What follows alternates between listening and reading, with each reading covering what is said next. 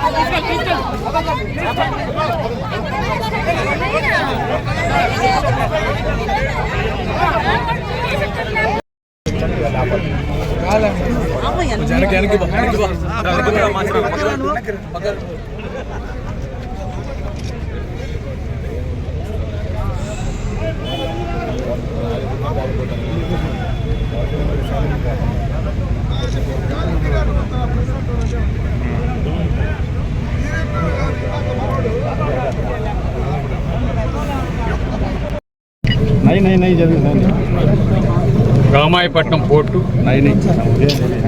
అదేవిధంగా కావలి నియోజకవర్గం జువదిన్న ఫిషింగ్ హాబు, ఇవన్నీ కూడా మా నాయకుడు మాజీ ముఖ్యమంత్రి జగన్మోహన్ రెడ్డి గారు ఈ తీగ ప్రాంత ప్రజలకు మంచి చేయగా మన రాష్ట్రాన్ని అభివృద్ధి చేసుకోగా, ఎప్పుడైతే తీగ ప్రాంతం అభివృద్ధి చెందద్దో ఈ పక్కనంతా కూడా యువతకి కూడా ఉద్యోగ అవకాశాలు వస్తాయని చెప్పి ఈరోజు గోవర్ధన్ అన్న చెప్పినట్టు 4 పోర్ట్స్, అదేవిధంగా 11 ఫిషింగ్ హార్బర్స్, ఇవన్నీ కూడా తీగ ప్రాంతంలో స్టార్ట్ చేయడం జరిగింది. ఈ మధ్య Jabardasth fishing harbour Sagar defence అనే కంపెనీకి కొంత గ్రాండ్ అవన్నీ కూడా ఇవ్వడం జరిగింది. దాన్ని వ్యతిరేకించారు. అక్కడ ఉన్న మత్స్యకారులు, అక్కడ ఎవరైతే రైతాంగం వారంతా కూడా దానికి సంబంధించి జగన్మోహన్ రెడ్డి గారు కూడా వచ్చి చెప్పడం జరిగింది. ఇది చాలా దారుణం, అన్యాయం. ఈరోజు ఈ విధంగా ప్రభుత్వ సంపదని, మత్స్యకార సంపదని, మత్స్యకార హక్కుని ఈరోజు ఏ విధంగా మీరు ప్రైవేట్ వ్యక్తులకు ఇస్తారని చెప్పి ఆ రోజు ప్రశ్నించడం జరిగింది, అడగడం జరిగింది. కానీ ఇంతవరకు మరి అది జరిగి ఒక 2 months కూడా కాలేదు. ఈరోజు దాదాపు జగన్మోహన్ రెడ్డి గారి ఆధ్వర్యంలో 5,000 కోట్ల రూపాయలతోటి ఈ పోర్టు, రామాయపట్నం పోర్ట్ అనేది నిర్మించి దాదాపు 4 జట్స్ కూడా రెడీ చేసి దానికి సంబంధించిన అప్రోచ్ రోడ్స్, హైవేస్కి సంబంధించిన లైన్స్ అవన్నీ కూడా శాంక్షన్స్ చేయించి ఇచ్చేస్తే అటువంటి దాన్ని 1500 కోట్లకి ఇచ్చేస్తామంటాం. దాంట్లో కూడా 750 కోట్లు కడితే చాలు, మిగతావి ఇందాక అన్న చెప్పినట్టు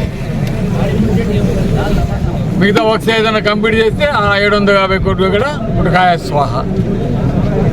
ఈ విధంగా సంపద సృష్టిస్తానన్న చంద్రబాబు నాయుడు గారు సంపద సృష్టించేదేమో కానీ సంపద క్రియేట్ చేసిన జగన్మోహన్ రెడ్డి గారు ఏవైతే పోర్ట్స్ కావచ్చు, ఫిషింగ్ హార్బర్స్ కావచ్చు,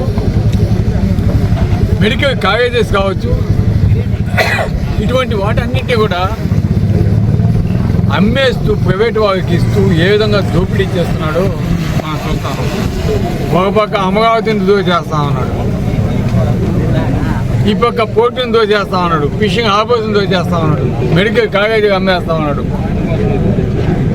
ఈ విధంగా చంద్రబాబు నాయుడు గారు చేయటం చాలా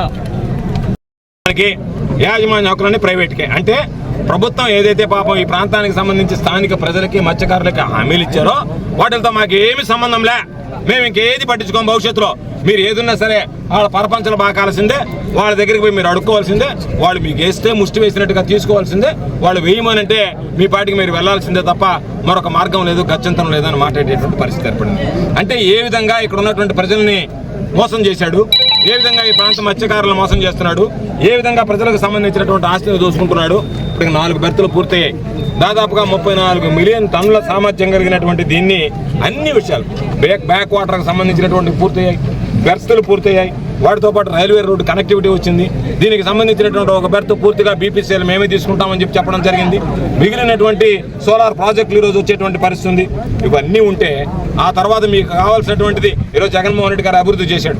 2000 ఎకరాలు సమీకరించాడు, 850 ఎకరాలు నిర్మించాడు. మిగిలినటువంటి అన్ని కూడా బీపీసీఎల్ లాంటి మంచి మంచి కంపెనీలకు ఇస్తే పోర్టు ఆధారిత పరిశ్రమలు వస్తాయి. దాని ద్వారా ఈ ప్రాంత ఉద్యోగాలకు సంబంధించినటువంటి యువతకు ఉద్యోగ ఉపాధి అవకాశాలు వస్తాయి. దాని ద్వారా ఈ ప్రాంతాలు అభివృద్ధి చెందుతాయనేటువంటి లక్ష్యంతో ఇస్తే ప్రజల సంపద పెరుగుతుంది, ప్రజల ఆస్తి పెరుగుతుంది. ఒకసారి క్యాపిటల్ ఇన్వెస్ట్మెంట్ చేస్తే ఆ ఆస్తి పెరుగుతూ పోతుంది. కాబట్టి ఒక పక్క ఆస్తి పెరుగుతూ పోతుంది, దానితో పాటు ఈరోజు ఉన్నటువంటి ఏదైతే ప్రజలకు సంబంధించినటువంటి ఉద్యోగ ఉపాధి అవకాశాలు వస్తాయి, దానివల్ల ఆ కుటుంబాలు కూడా అభివృద్ధి చెందుతాయి. ప్రజలకు సంబంధించినటువంటి వాళ్ళు స్థానికంగా ఉండేటువంటి కుటుంబాలు వృద్ధి చెందాలి, ప్రభుత్వాలకు సంబంధించినటువంటి ఆస్తులు వృద్ధి చెందాలనేటువంటి అనేక రకాలను దృష్టిలో పెట్టుకుని ఆలోచన చేస్తే ఈరోజు వాటన్నిటినీ పక్కన పెట్టి నేను మీ ఏది ఎన్నో నేను చేసేది అన్నట్టుగా చంద్రబాబు నాయుడు దుర్మార్గం అనేటువంటి ఆలోచన చేస్తున్నాడు. దానికి సంబంధించి ప్రజలతో పోరాటం చేస్తాం, న్యాయ పోరాటం చేస్తాం. ఇప్పటికే చంద్రబాబు నాయుడు గారి పరిస్థితి చూస్తే జగన్మోహన్ రెడ్డి గారి హయాంలో ఏదైతే ప్రభుత్వ మెడికల్ కళాశాలలు వచ్చాయో వాటన్నిటిని ఈరోజు అమ్ముకోవడానికి ప్రయత్నం చేశాడు. ఆ పార్టీ ఈ పార్టీ అని కాకుండా అన్ని పార్టీలు, కూటమి ప్రభుత్వంలో భాగస్వామ్యమైనటువంటి పార్టీలు, వాళ్ళకి సానుభూతి పరులుగా వ్యవహరించేటువంటి వ్యక్తులు కూడా ఈరోజు మేము దీన్ని సహించమని చెప్పి ఈ ప్రభుత్వ రంగ సంస్థను నడపాలి, ప్రభుత్వమే నడపాలని చెప్పి ఆలోచన చేయడం జరిగింది. పెద్ద ఎత్తున ఉద్యమాలు వచ్చాయి.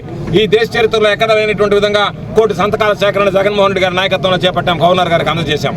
దానితో ప్రజల్లో ఇంత పెద్ద ఎత్తున నిరసన ఉంది. కాబట్టి ఈ నిరసన జ్వాలల్లో మనము వ్యాపార లావాదేవీలు చంద్రబాబుతో మాట్లాడుకున్నా ఇది ప్రజల ముందు మనం చేయలేము, ఇది నిర్వహించలేమనేటువంటి భయం పట్టుకునింది. కాబట్టి ఒక్కరు కూడా రావడానికి వెనకాడారు, రాలేదు ఎవరు. జగన్మోహన్ రెడ్డి గారు స్పష్టంగా చెప్పాడు, ఇది ప్రజల కోసం ఇచ్చినటువంటివి, మీరు ఎవరన్నా సరే దీనికి బిడ్డేస్తే ప్రభుత్వం ఇచ్చిన వెంటనే మరలా వెనక్కి తీసుకొని ప్రభుత్వ ఆధీనంలోనే దీన్ని నడుపుతామని చెప్పి హెచ్చరించిన తర్వాత జగన్మోహన్ రెడ్డి గారు ఘాటైనటువంటి హెచ్చరికతో రావడానికి భయపడి తోకముడిచి వెళ్ళిపోవడం జరిగింది. ఆ తర్వాత ఆసుపత్రులను ఈరోజు సంబంధించి వాళ్ళని ప్రైవేటైజ్ చేస్తున్నారు, ఆసుపత్రులకు సంబంధించి ప్రైవేటైజ్ చేస్తున్నాడు, పోర్టులకు సంబంధించినటువంటి దాంట్లో ప్రైవేటైజ్ చేస్తున్నాడు. అదేవిధంగా ఈరోజు ఉన్నటువంటి ఆరోగ్యశ్రీ ఏదైతే ఉందో దాని అన్నింటినీ బీమా పేరుతో ఈరోజు ప్రజలకు సంబంధించినటువంటి ఆస్తులన్నీ కారు చౌకగా అమ్మేసి లక్షల కోట్ల రూపాయల ప్రజాధనాన్ని ఈరోజు దోచుకోవడానికి చంద్రబాబు నాయుడు స్కెచ్ వేయడం జరిగింది. అందుకే అధికారంలోకి వచ్చిన తర్వాత చంద్రబాబు నాయుడు అనేటువంటి వ్యక్తి ప్రజలకు ఇచ్చినటువంటి హామీలను విస్మరిస్తూ వాటిని ఏమాత్రం నిలబెట్టుకోకుండా, ఇచ్చినటువంటి వాటిని అమలు చేయకుండా తొంగలో తొక్కి ఈరోజు ప్రజలకు సంబంధించినటువంటి ఆస్తులను ఒక్కొక్కటిగా అమ్ముకునేటువంటి పరిస్థితికి రావడం జరిగింది. అందులో భాగంగా ఈరోజు రామాయపట్నం పోర్ట్ ఏదైతే ఉందో దశాబ్దాలుగా కందుకూరు నియోజకవర్గం, ప్రత్యేకించి కావలి నియోజకవర్గానికి సంబంధించినటువంటి ప్రజలు, నాయకులు అనేక పోరాటాలు చేయడం జరిగింది. అనేక పాదయాత్రలు చేయడం జరిగింది. ఏ ప్రభుత్వం దాని గురించి పట్టించుకున్నటువంటి పాపాన్ని పోలేదు. అటువంటి పరిస్థితుల్లో ఈ ప్రాంత ప్రజల ఆలోచనలకి ఆకాంక్షలకి అనుగుణంగా ఈ ప్రాంతానికి ఆ రామాయపట్నం పోర్టు నిర్మించాలనేటువంటి లక్ష్యంతో జగన్మోహన్ రెడ్డి గారు నడుం బిగించడం జరిగింది. ఆయన ముఖ్యమంత్రి అయ్యాక ఉన్నటువంటి స్థానికంగా ఉండేటువంటి నాయకులు, ఆ రోజు కావలి శాసనసభ్యులుగా ఉన్నటువంటి రామిరెడ్డి ప్రతాప్ కుమార్ రెడ్డి గారు, అనేక మంది ప్రజాప్రతినిధులు అందరం కూడా వెళ్ళి, సార్ దశాబ్దాల కళ, ఆ ప్రాంత ప్రజలు ఒక నినాదంతో ఉన్నారు, ఇవి కనకపట్నాలుగా మారాలి, కావలి కందుకూరంటే రామాయపట్నం రావాలి అనేటువంటి లక్ష్యంతో ఉన్నారు. కాబట్టి మీరు దయచేసి దీని మీద దృష్టి పెట్టి రామాయపట్నం పోర్టు సాధించండి, రామాయపట్నం పోర్టు మంజూరు చేయండి అని చెప్పి కోరడం జరిగింది. ఇంత లోపల కరోనా వచ్చిన తర్వాత మేము అందరం కూడా అనుకున్నాం, ఆయన పాపం చేస్తానన్నాడు, ఈ ప్రాంత ప్రజల దురదృష్టమో ఏమో తెలియదు, కరోనా మహమ్మారి ఆవరించింది, దానివల్ల ఈరోజు ఈ పోర్టు రాకుండా ఆగిపోయిందని చెప్పి భావించాం.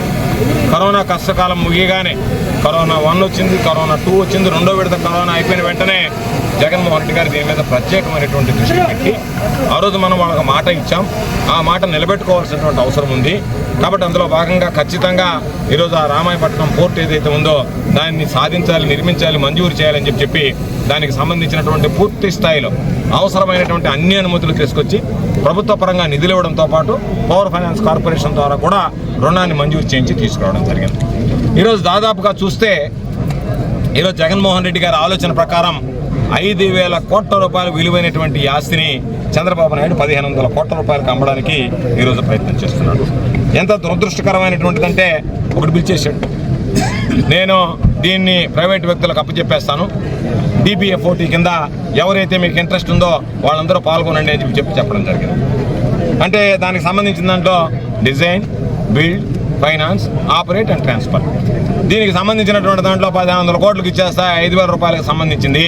అంటే పప్పు బెల్లాలకు పనిచేసినట్టుగా చంద్రబాబు నాయుడు ఏ విధంగా తయారయ్యాడంటే ప్రజల ఆస్తి పంచుకోండి అన్నట్టుగా ఈరోజు దానికి సంబంధించినటువంటి దాంట్లో ఎవరు పడితే వాళ్ళకి ఇష్టారాజ్యంగా ఈరోజు ఒక్కొక్కటి అప్పచెప్పేటువంటి పరిస్థితిలో రామాయపట్నం పోర్ట్ ఏదైతే దశాబ్దాల ఈ ప్రాంత ప్రజల కళ ఉందో వాళ్ళందరూ కళలు కన్నటువంటి రామాయపట్నం పోర్టుని ఈరోజు సాధించుకోవాలని చెప్పి స్థానికంగా ఉండేటువంటి అనేక మంది ప్రజలు, మత్స్యకారులు ఆశపడ్డారో అది వచ్చిన తర్వాత ఈరోజు ప్రైవేటీకరణ పేరుతో వాళ్ళ ఆశల మీద నీళ్లు చల్లేటువంటి ప్రక్రియ ప్రారంభమైంది. కాబట్టి చంద్రబాబు నాయుడు అటువంటి దురాంతకానికి ఒడిగడుతున్నాడు. కాబట్టి ఆ దురాఘాతాన్ని ఆపాలనేటువంటి లక్ష్యంతో మేమందరం ఈరోజు రామిరెడ్డి ప్రతాప్ కుమార్ రెడ్డి గారు, అదేవిధంగా బుర్రా మధుసూదన్ యాదవ్ గారి ఆధ్వర్యంలో మేమందరం కూడా ఈ ప్రాంతానికి వచ్చి, అయ్యా మేము దాన్ని పరిశీలించి ఎందుకు మీరు ప్రైవేటీకరణ చేస్తున్నారు, ప్రైవేటీకరణ ఏ విధంగా మీకు అవసరపడింది అనేటువంటి దాని మీద ఒక స్పష్టత ప్రజలకు ఇస్తాము అని చెప్పడం జరిగింది.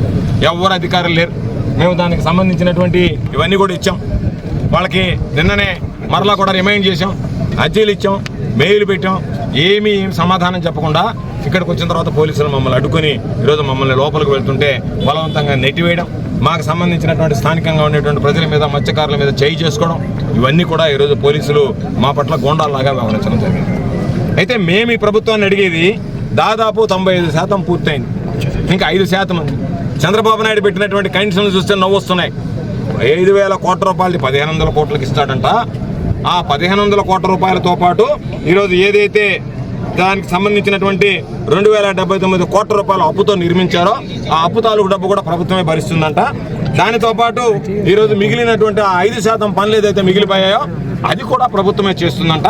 ఒకవేళ చేయనటువంటి పక్షంలో ఆ ఎవడైతే లబ్ధిదారులు వస్తాడో ఇప్పుడు కాంట్రాక్టర్, ఆయనే ఆ పనులు చేసి వాళ్ళ ప్రభుత్వానికి ఇవ్వాల్సినటువంటి ఆ 1,500 కోట్ల రూపాయలు మినహాయించుకోవచ్చు అంట. అంటే 750 కోట్లు ఇప్పుడు చేతిలో పెడతారు.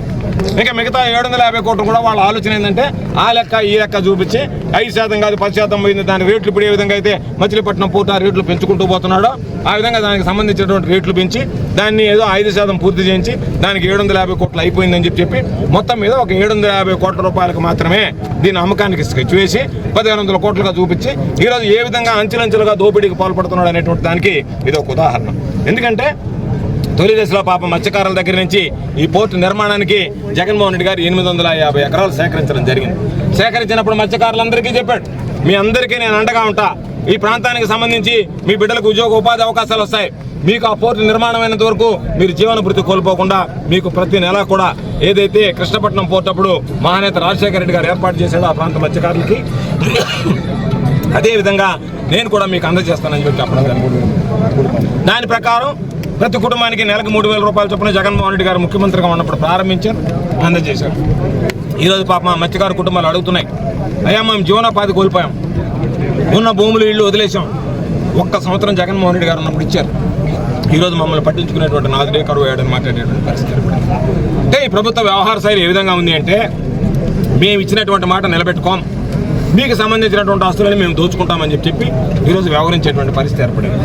అందుకనే దాన్ని ఎంత దారుణమైనటువంటి పరిస్థితులు అంటే, ముందు 30 సంవత్సరాలంట, తర్వాత 20 సంవత్సరాలు పొడిగిస్తాడంట.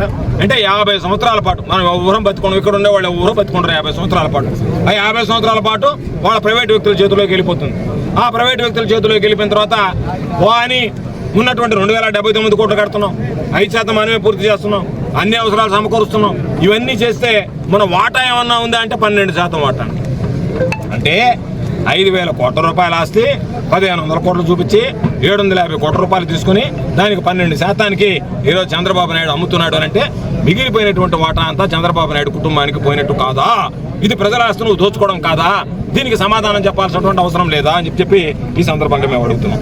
సామాన్యులకు అందుబాటులో కార్పొరేట్ వైద్యం అందిస్తున్న ఎన్ఎల్ హాస్పిటల్స్ మేనేజింగ్ డైరెక్టర్ మరియు గుండె వైద్య నిపుణులు డాక్టర్ కులారి నాగేంద్ర ప్రసాద్, డైరెక్టర్ మెదడు మరియు నరముల వైద్య నిపుణులు డాక్టర్ లావణ్య కుంకాల ఆధ్వర్యంలో సామాన్యులకు అందుబాటులో కార్డియాక్ అండ్ న్యూరాలజీ సేవలు మరియు ఎమర్జెన్సీ అండ్ క్రిటికల్ సేవలు 24 గంటలు అందిస్తున్న ఎన్ఎల్ హాస్పిటల్స్ పీవీఆర్ కళ్యాణ మండపం ఎదురుగా మాగుంట లేఅవుట్, నెల్లూరు. సంప్రదించవలసిన నెంబర్లు 9966801108, 0961232888.